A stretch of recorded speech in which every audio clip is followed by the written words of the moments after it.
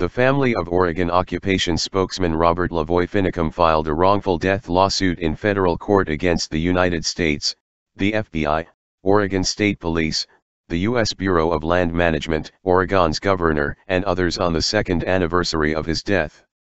The complaint claims Finicum was shot assassination style by one or more militarized officers of the Oregon State Police and/or FBI as he was trying to drive across the county border to seek the protection of Grant County Sheriff Glenn Palmer on January 26, 2016. The suit likened it to what happened to a North Korean soldier who was shot while running across the border last November to South Korea, though he survived. Finicum was deliberately executed by a pre-planned government ambush, after he had exited his vehicle with his hands up, the complaint says. Portland attorney Lisa Ludwig with Utah lawyer J. Morgan Philpott filed the complaint in U.S. District Court in Pendleton on behalf of the Finicum family. It was entered into the court database at 12:03 a.m. Friday. The suit seeks more than $5 million in damages for Finicum's wife, Jeanette Finicum, and each of their 12 children and his estate. The complaint lists as defendants Greg Bretzing, former FBI special agent in charge in Portland, indicted FBI agent W. Joseph Astorita, Oregon Governor Kate Brown, U.S. Senator Ron Wyden, D. Oregon, former U.S. Senator Harry Reid, D. Nevada, Harney County Sheriff Dave Ward, Harney County Commissioner Stephen Grasty, the Center for Biological Diversity, and multiple unnamed officers. These defendants were mentally predisposed and committed to using excessive lethal force to solve a political dispute, the complaint says. The result has been both haunting and tragic.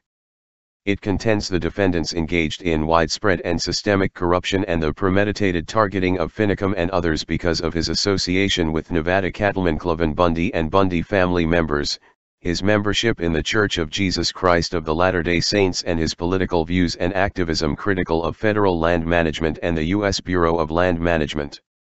The suit contends police and the FBI set up a deadman's roadblock on rural U.S. 395 where Finicum was shot and killed.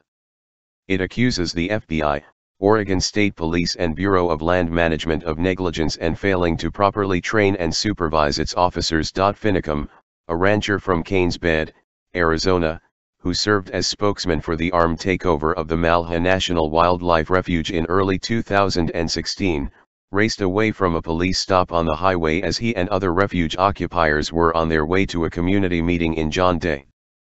Finicum crashed into the side of a snowbank to avoid a police roadblock. The suit contends Astorita fired at Finicum after he crashed and then stepped out of his white Dodge pickup with his hands in the air in a surrender position. The shooting came as state police and FBI agents stopped and arrested key figures of the occupation. The lawsuit follows an indictment against Astorita, who Oregon investigators allege lied about firing twice at Finicum's truck. Astorita's bullets didn't hit Finicum, 54, investigators said. They concluded that one of Astorita's shots hit the roof of Finicum's truck and that the second shot missed. Seconds later, state troopers shot Finicum 3 times after he walked away from his pickup and reached for his inner jacket pocket, where police later said he had a loaded 9mm handgun, according to the investigation. Finicum was shot in the left upper back, left shoulder and right lower back. A bullet pierced his heart, an autopsy found.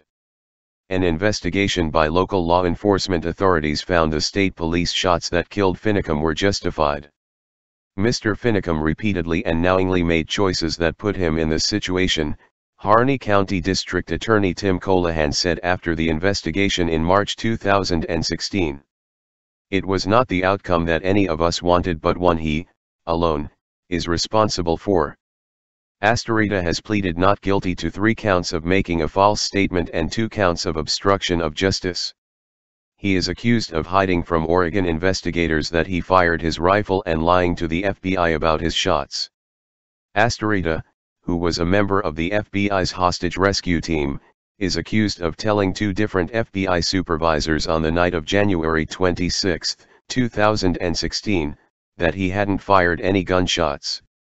Later that night, state police detectives interviewed the 5 FBI agents on the team and none said they had fired their weapons.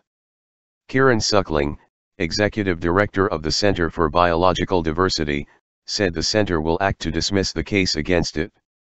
This lawsuit is a bizarre, incoherent, but nonetheless dangerous attack on free speech, said Suckling said. Frivolous lawsuits and accusations of murder, assassination, and secret government conspiracies are blatant intimidation tactics to silence defenders of America's public lands.